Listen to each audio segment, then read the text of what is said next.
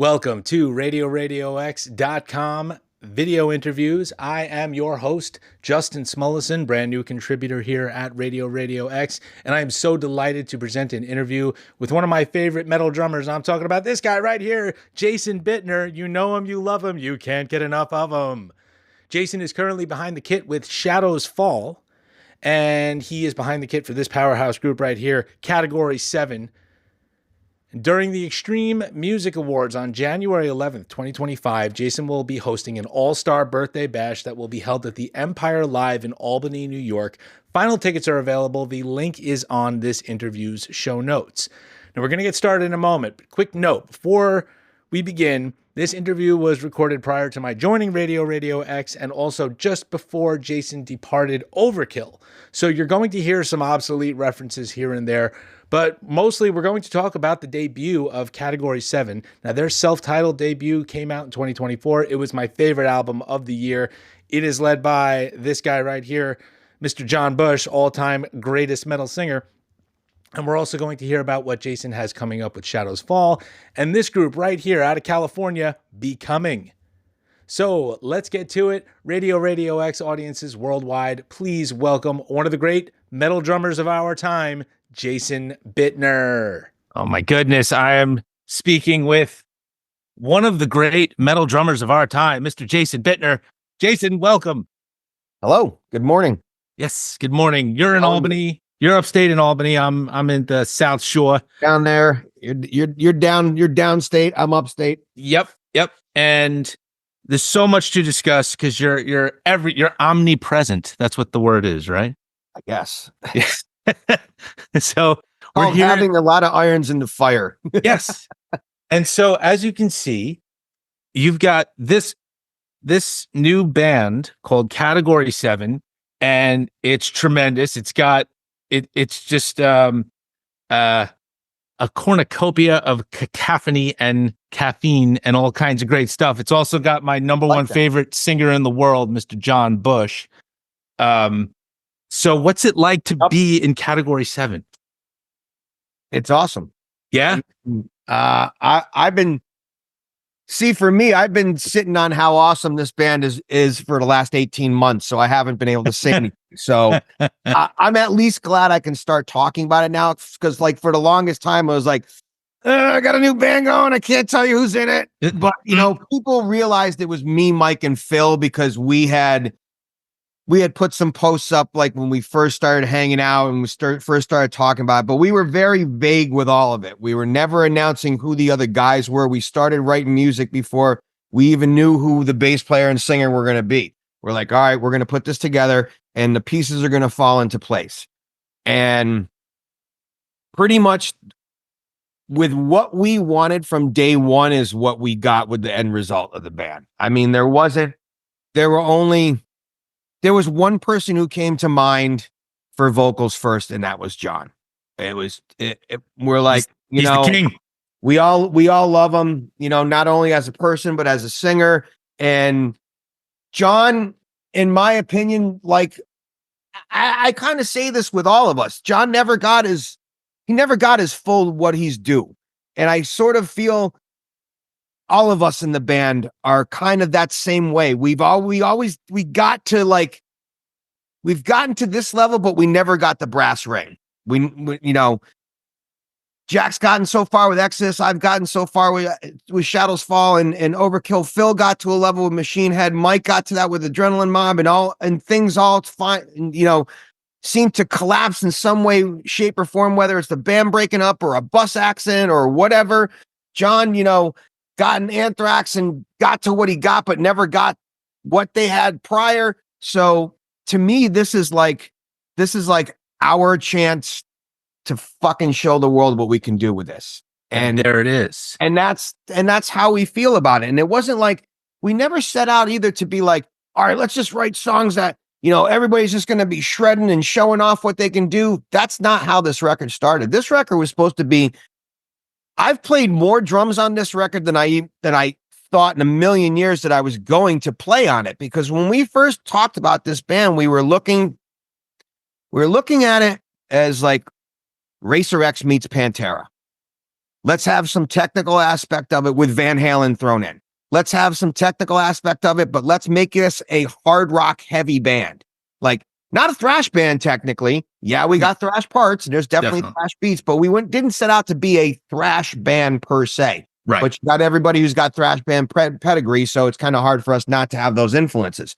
But we wanted that straight ahead hard rock, heavy metal, barbecue, outdoor tailgate music, party shit that gets cranked at a party on Friday night. And John was the first person that came to mind. Yes, we had a couple other singers that we had discussed if John said no, or if John wasn't going to fully commit. As a contingency. Yes, exactly. There were a couple on contingency, but when we approached him and we sent him the first couple songs, he was kind of like a dog. He was sniffing around. He got interested. The more he started hearing, the more he started liking it. Then he started sending things back.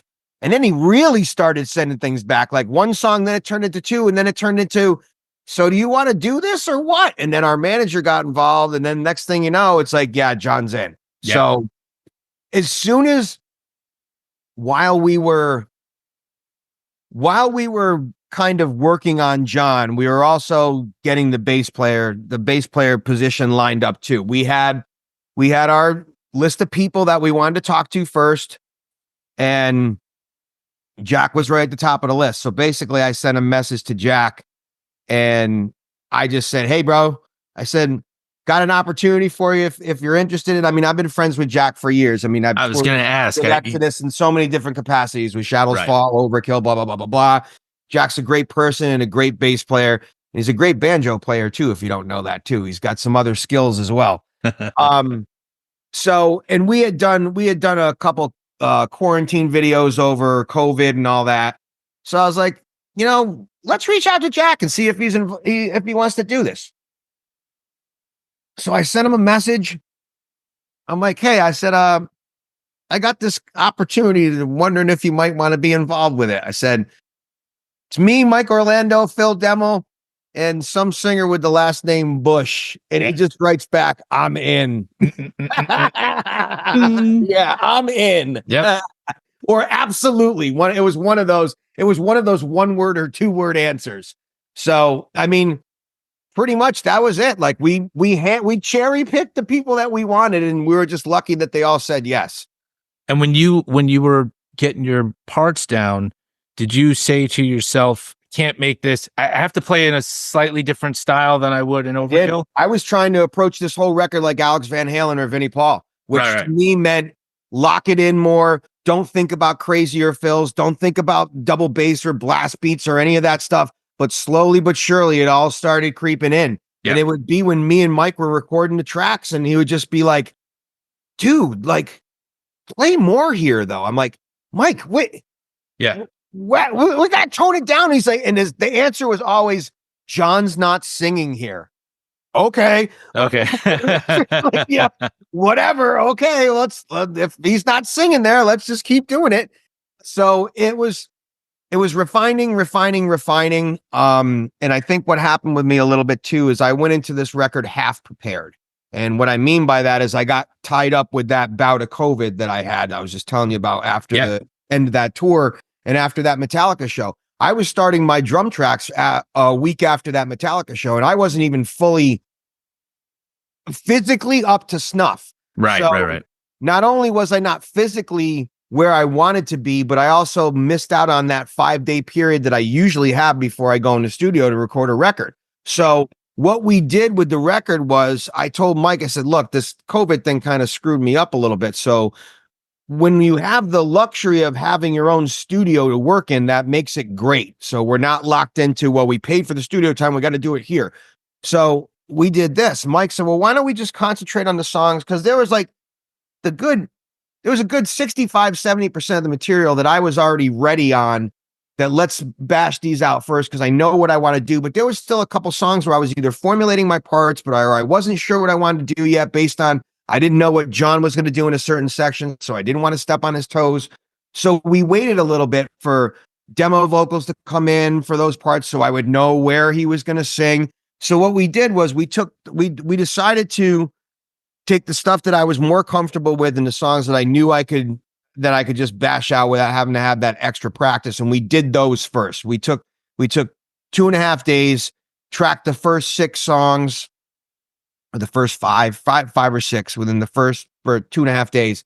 Then I tracked from Monday to Wednesday, went home Wednesday night, came back the following Tuesday, because on that Tuesday, Phil flew in from California to be there the last couple of days with me tracking, just in case there was things that he had some ideas for, and we ended up changing some things. So it's just good to have that other set of ears in the studio, not just me and Mike going, all right, we did it, and here's how it is. Right. So once Phil came in, so I went back home. I had 3 days at home, worked on the next few songs. So then once I went back to the studio the next week, it wasn't so much, okay, I need a few minutes to work on this. It was like, all right, let's just pound it out.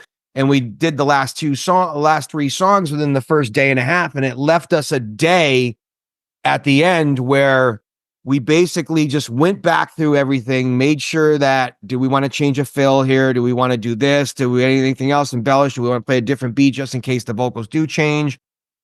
And then we wrote the instrumental. So that's the last one. Eder Stormen.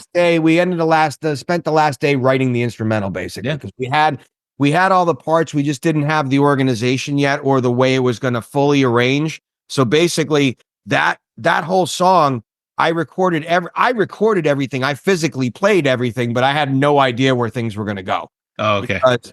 We still weren't sure on the arrangements. And then we ended up extending the song. So I recorded all the parts, but did a plethora of different fills, beats, just in case things were going to change. So Mike had a whole library of me playing to put the song together. But then once we knew on paper how it was going to go, then it was just a matter of just cutting and pasting everything together. But that song is just, when I heard the final mix the first time, I literally called Mike and I went, oh my God. I said to him, I go, I think I just came listening to that.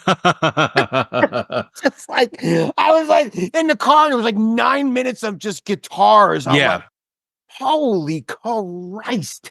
This is going to blow people's minds when they hear it. That song is called Eder Stormen. It's the closing track on the album. Eder Stormen, that name came from me. That was when I was going through my black metal phase. The last few years, I've really been getting into black metal, and I was just watching some documentary on YouTube, and it just had, each chapter in the documentary was something else in Norwegian, and that was just a chapter of title of one of the chapters in the documentary, Eder Stormen. I'm like, and it means enter the storm, and I'm like, that's cool. Yeah, so that fits with the Category 7 part. This was before Category 7 was a band. This was probably 6 months before me, Mike, and Phil had that conversation at Dimbats. There's just things that I hear, I go, that'd be a cool album title, that'd be a cool song title. So I throw it in my notes, Yeah. When we put this song together, I go, I've got the perfect name for this song.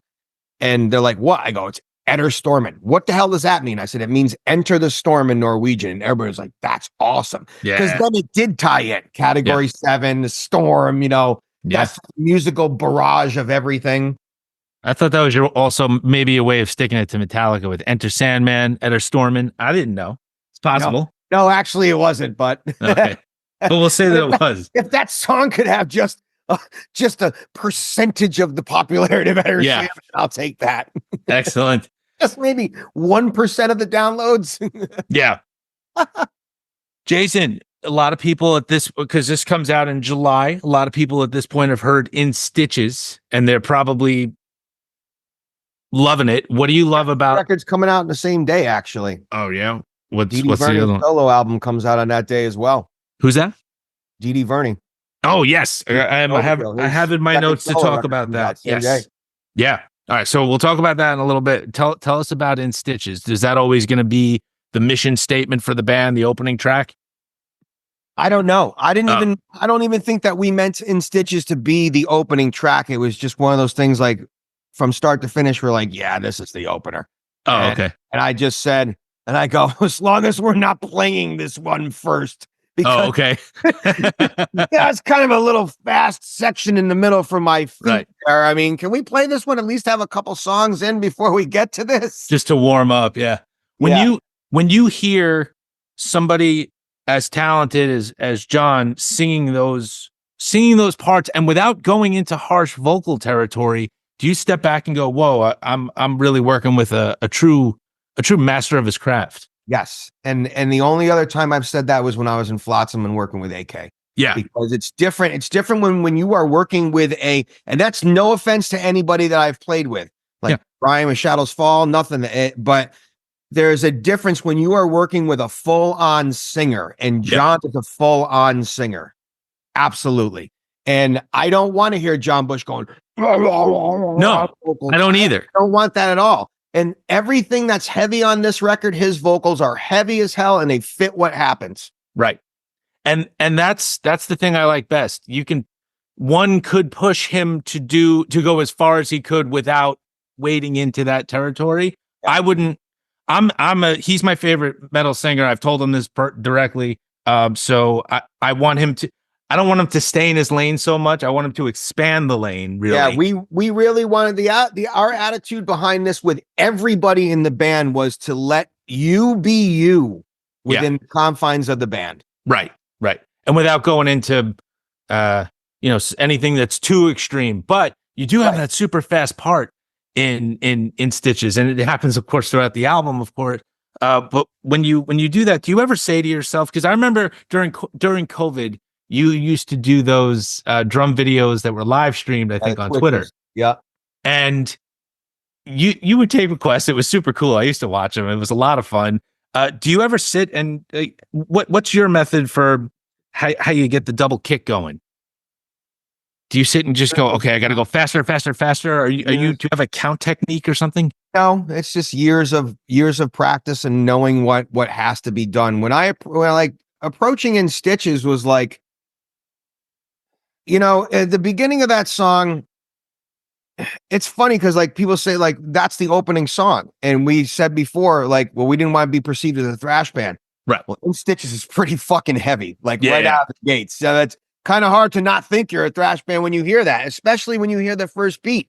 Anything that's bottom, 1 2 1 2, that's the polka. Down. The only thing that changes with me playing these parts is I play them more in a hard rock vein where I'm only going bottom. I'm playing solid notes, quarters. Yeah. But if I was playing that in Shadows Fall, I go da da da da da da da da da, and I'd be playing eighths with my hi-hat because it's more of a metal feel. But I didn't want to do that. I wanted just to be straight with more balls and power rather than trying to articulate all those things like I normally would. Right. I still find myself now. I go back when I'm rehearsing through these stuff. I play the eighth notes on the hi-hat because that's just what I normally play, and I go, oh yeah, let's play quarters here instead. Yeah. Again, that's trying to approach these songs like Vinny would or like Alex. Yeah. Not thinking so much of the thrash mentality, but once I got to that, so when you have that first beat, and then I play this broken double bass thing underneath that goes,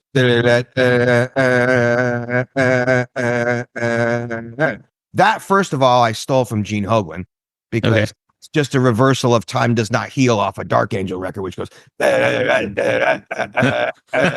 goes, that's a really cool part that you came up with. I go, I just stole Hoglan's part. Took Gene's stuff and reversed it like I have been for fucking 30 years. So initially when I first was coming up with the song, with ideas for the song, the first thing I played was and I played raging double bass through the whole thing, and I'm like, for this band it doesn't need it's too much. It's too much. That's why I played the broken pattern. And I was only going to play it in the beginning and the end. I wasn't even going to play it the second time through. I was like, should I just leave it out the second time? It feels like, no, put it in. It sounds cool. So put it back in. I'm like, all right. But once we got to that middle section and all that stuff that happens with the like little drum solo kind of section that happens in there, what all that was Mike gave me a drum machine thing, and it was just drum machine ideas. You hear, like the mechanical, someone pressing finger drums. And then to me, it's like, all right, I got to come up with something. I have to build build on this. So once I started building on it and got to it, I'm like, and then there was something like with the programmed double bass, it was like a triplet pattern or a digga digga digga digga digga digga digga. So I went, oh, and I thought, all right, Angel of Death right there. Okay. So that's where it got to that. So that's how it just morphed into that. But like right there, that's my own thing. There's no one else playing really at that point. So I can put that in there and it actually builds the song instead of me putting it in there just to play it, just for the sake of playing it and having it cover up something else that doesn't need to be covered. Right. Let's also talk about the other single as of June, which was Exhausted. Great track. If anybody out there is a dad, you know that song's the song that's the one you can identify with, right? Or anything really. Just yeah, general. I mean, a million miles an hour. Yep. My wife threw those lyrics at me the other day when she was trying to get me to not do so many things in the day. She's like, "What's John say?" She's like you know, so listen to the lyrics of your own song. And I'm like, all right. Yeah. that one's a cool one too. I could see, I don't know. It's one of my favorite choruses on the record. Yeah. Yeah. Cause he can layer his voice that way and he can do it unlike anybody else. Yep. And I could see where you as the drummer and as obviously the timekeeper gets really amped up for a song like that. We're also maybe during that chorus, it slows down a tiny little bit. And you can just take it all in. Yeah. Yeah. Yep. What was do you remember your reaction when you first heard that one finally mixed? It wasn't even a mix. I know my reaction when I first heard the demo come back with the vocals. I just holy shit. And I played it for my wife and then she was humming it afterwards. And I go, if you're humming the chorus, that means it's memorable because you don't know the song. I just played it for you and you're already going, that's something to be said about that. If you're humming it that quickly and you don't, I know the song, I wrote it. I've been working on it for months, but that's a whole different ball of wax. And this happened so many times when he'd send a chorus back, like, holy shit, they're just getting better and better and better. Yeah. So the big question as a fan of all of you, what are the chances you're going to play some shows? Absolutely. Oh, good. It's happening. We're just playing musical chairs with trying to figure out who's on tour when. Yeah. That's got to be tough, especially since you're all in with the I guess I'm not sure exactly what Jack Gibson does outside of Exodus, but John's got Armored Saint. They're my favorite metal band. No offense to Overkill at all, but I'm sure you're an Armored Saint fan as well. More than Overkill too. But no, you're all in separate groups and you all play as guests in other projects. So I'm guessing it's got to be harder now in 2024 than it would be in say 2001, right? Absolutely. Yeah. Well, no, I think it's easier now than back then because back then you were touring. Yeah, absolutely. Because back then, Shadows Fall, we were touring 9 to 10 months out of the year. There was no a side project. You were concentrating on your own band. Everybody was grinding it out back then. And there was not much time for a side project. Okay. So you actually had your schedule set out. Yeah. Well, years later now, because people can't tour the way they used to. We can't go out and just be out there all the time because there's so many other bands out there trying to compete for the same nut. Yeah. So many squirrels in the park and there's only so many nuts. Yep. So I think that with that fact, it's easier to be able to do this because you got time, people that do have time off here and there or whatnot. But sadly, right now, it's just going to be up to our manager and booking agent to juggle the schedules, let's say. Yeah. You got to make it all work. Okay, well, I'll be there. We're definitely looking. Our plans are to be on the road in October, November. Oh, killer. Well, I'll be there, front row. Awesome. As I have been for many an Overkill show. Quick shout out to what we were talking about earlier. This was your first album with Overkill, Wings of War. My favorite song on that is Believe in the Fight. I think it's such a great Overkill song, great metal song in general. You love that song? I just said pissin' because that's how the song starts. I do like that song. I like that song a lot. That was one of my favorite songs off that record. That was one that was supposed to be in the set that never was. Ah, too bad. That's a great one. A lot, sadly. Yep. And then let's also quick shout out for Scorched because we were talking before we were rolling. I think that's even better than Wings of War, which is, high bar. And my favorite one off of that one was a song called We Won't Be Going Back This Way. Won't be coming back this way. I love that song. That was a great one. How'd you feel about Scorched? I love Scorched. Won't Be Coming Back is probably my least favorite song on that record. Oh, man. But you still like it. There's reasons behind it, though. Really? The demo on that one, Dave and I had a lot of fun with. Let's just put it that way. Okay. And what's the vibe in Overkill right now? You all feeling good? You took a little break from touring at the end of last year. No, we've been on the road. Have you? Did a month in South America in April without Didi because he had a yes, that's right. second rotator cuff surgery. So we had Dave Ellison, playing bass, and Didi just came back last weekend. We had a couple shows. Okay, how's that going? He's hanging in there. He's on the mend, but he's definitely a little slower in the recovery process than he hoped for. Okay, and this is the second time on the same shoulder. Right. So he's getting back, but it's just taking him a little bit more than he expected, which is okay because right now we don't have much of a schedule. We only have 2 festivals at the end of July. Right. There's a tour at the end of August, but that's another 10 weeks away. So he's still got plenty of PT time before that. Yeah. And that you're playing South America with Angelus Apatrida, right? Does that sound right? No. Nope. We just did South America with Anthrax. Okay. The band that you just mentioned that I can't say their name.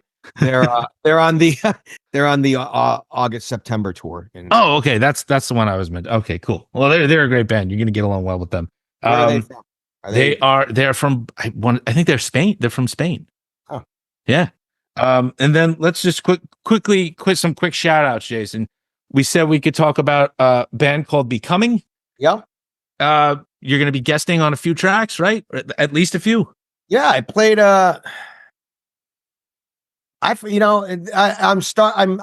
it's been a while now since I did those tracks for Jay. I mean, I did them last year. Yeah. I think I did 5 or 6 songs. Oh, good. I think maybe it was 5. I think it was 5 altogether. I think.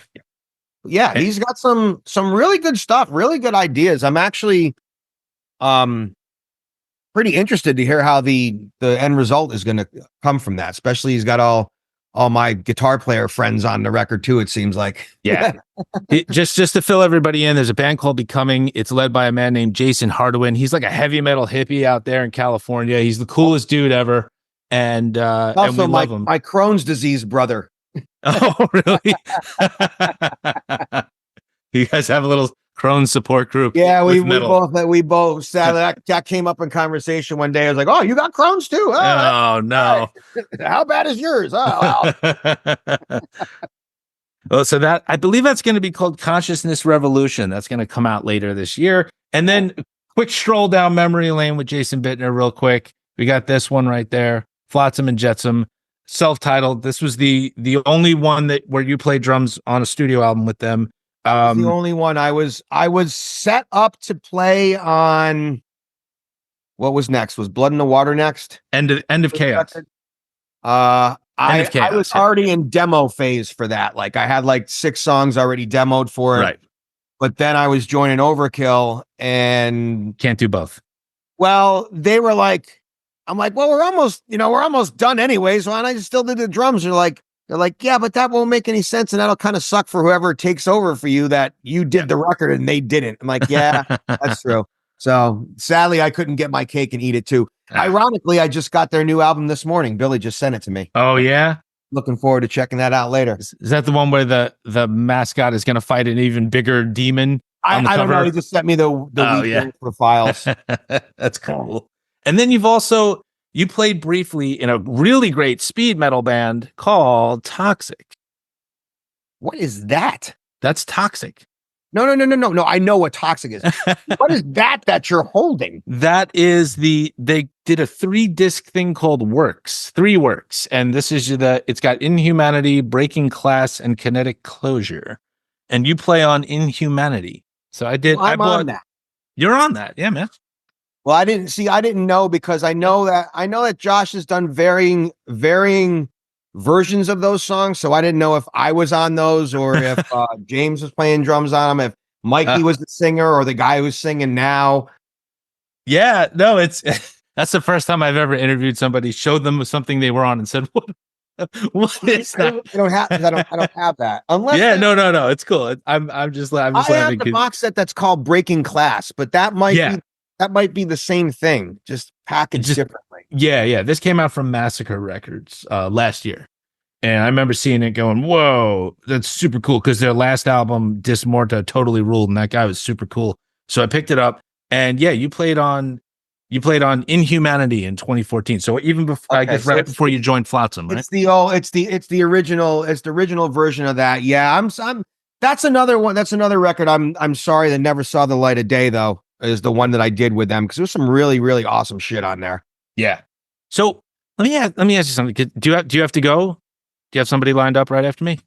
I have breakfast and I have to start shooting. I have to start shooting playthrough videos for In Stitches and Exhausted today. So the longer that you keep me here is the longer that I don't have to go out there and try to play In Stitches right now. Gotcha. So let's keep talking for a few minutes, because I'm sure there are people out there who are listening who are fans of you and your drum work. So I was wondering, part we were talking about, I need to go out there and do it now, and I'm like, nah. Well, what does it take in 2024 for a drummer to be successful? Do they have a lot of drugs, because you got to be a lot of drugs to be in the music industry at this day and age. Right. Nah, but like any kind of entertainment industry, whatever. Well, were you into theory and stuff like that? Did you maybe start in marching band? I went to Berklee College of Music, so I'm musically educated and all that. Right. No theory. I know how to read. I didn't have, I can do charts and all that stuff. You can 30 plus years. Yeah. Yeah. All right. And you feel helps, it always helps with any kind of aspect of the music business. If you're not just a learn by ear kind of guy. Plenty of great players out there who just learn by ear, but for me, much better to know how to read and write music. Much easier when you're trying to learn songs and you're doing sessions, whatever, just to be able to chart something out. That was like we were just talking about Eder Stormen, for example. It started with this fancy double bass, or this fancy like syncopated kick part that Mike made to this riff. And I looked at him, because he wanted me to record it all that last day. I go, I'm not going to be able to learn this and do this today. Like learning it like mentally. So I sat there for 20 minutes.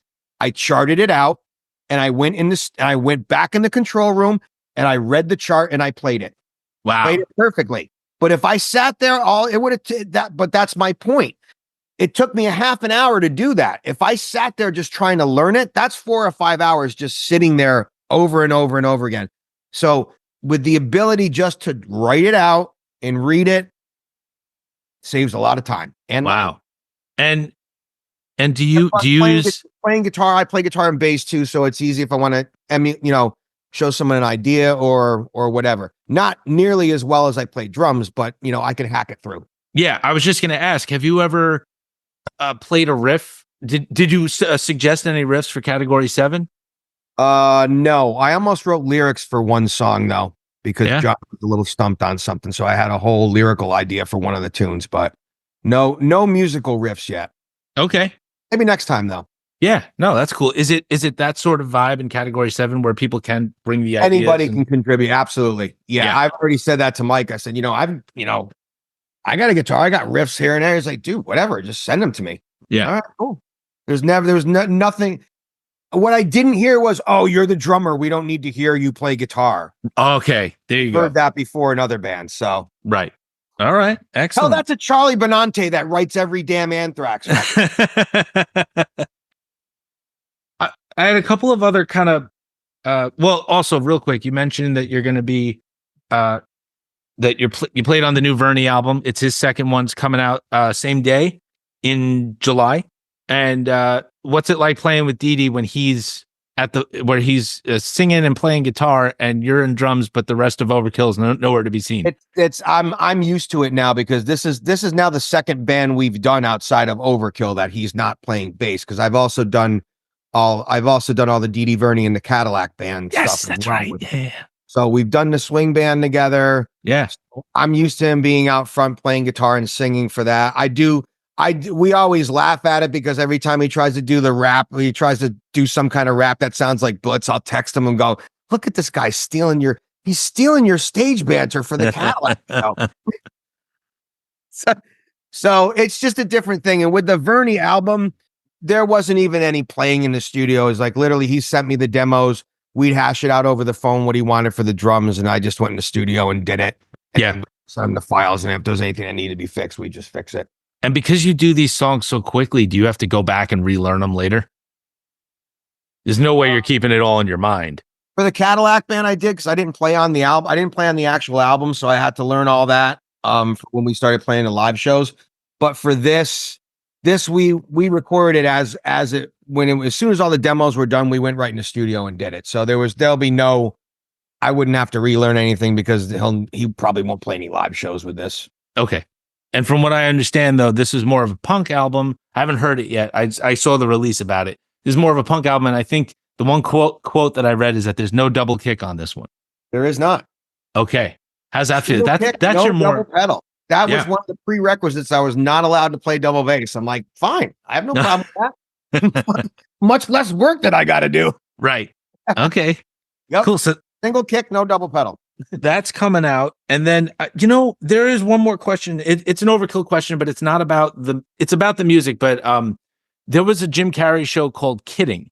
And in that show, he's coming out, he's in a coma or something. And the beginning of Last Man Standing is playing. Right? Yeah. And they play an Overkill. They play the beginning of Last Man Standing. Dun, dun, dun, dun, dun, dun. They play that. Yeah, they do. I heard it and I freaked out, but they never get into the song after that. They just do that part. And they do it a couple of times. It builds up. And I didn't know if you knew about it or if you... I did not know about that. Oh, okay. I know in that horror movie, Terrifier, that our poster, the Wings of War poster, is on the kid's wall or something. Oh, really? Okay. Yeah, because when people were going to see that movie, I kept getting screenshots of people. Hey, you see this? I'm like, what's that? It's in Terrifier. Then my next question would be, what's that? Terrifier. I never heard of that one either, but I'm glad you knew the Jim Carrey show. It was a fairly popular horror movie, I guess, a number of years ago. Oh, I'm still watching the Muppets with my kids. Yeah, I know. I'm still watching Nightmare on Elm Street Part 1. So, I'm gonna let you go in a minute, but it's been. Oh, I did also want to say there's another band putting something out at the end of the year too. Is it Shadows Fall? I'm guessing it could be. It could be. Well, I've seen some photos that have circulated with you in the studio with your guys there. Brian actually goes in to start doing some vocals this weekend. That's cool. And so you've got so much stuff going on. Does it ever, do you sleep? I do, but when I don't, it's got nothing to do with bands. It's because one of 4 cats is jumping on my head. Oh, he's a cat man. I am definitely a cat man. Are you really? I would not expect that. Yes. Yeah. Yeah. All right. That's cool. What do you want to tell the fan that there's going to be fans of Category 7? They're built in. But what do you want to tell anybody who thinks that who is curious to hear what you're all going to do together? We're not a supergroup. We're not a flash in the pan. We're going to be around. This is a real band. Please check it out. Please buy the album. Please come see us live when we finally play, because it's going to be awesome. I haven't been more excited about something that I'm excited about this in a long fucking time. Yeah, that's excellent. I'm just going to leave it at that. And if there's anybody who's listening and watching because they like what I do on the drums, one of my best drum records ever, I think, too. There it is. So I just want to tell you, I know it's been 5 years, but I met you on the Mega Cruise and you were super cool to me. And I've been to shows, and every once in a while you'll comment on an X post of something that I did. Real quick. You came to Mulcahy's just before the pandemic hit for a show for a guy named Frank Cariola. Sundance reunion thing. Yes. Yep. And you came out, and I remember you tested out the drums real quick. You did it was Painkiller. You did the riff from Painkiller, And I said, I think Jason Bittner is going to do Painkiller. And you wrote something like, I'm not going to do it, but I did play it for a second. So you're out there and you do reply. And I think that's really cool of you to do that because you've got so many other irons in the fire, but you do communicate with your fans. And I think that's great. Because without them, I'm a nobody. So I have no problem staying down to that same level. And I'm a fan, first and foremost anyway. So I know what it's like to still be that guy. Right. Favorite bands. So safe to assume that Bush was one of your favorite singers growing up, right? Yeah. So I think he's the greatest. So I'm so excited. I can't wait to see Category 7 go live, play live. And I just want to thank you for your time. It's been a real genuine pleasure. And I think you're great. Thanks very much, Justin. I appreciate it, man. Special thanks again to Jason Bittner for joining us here on RadioRadioX.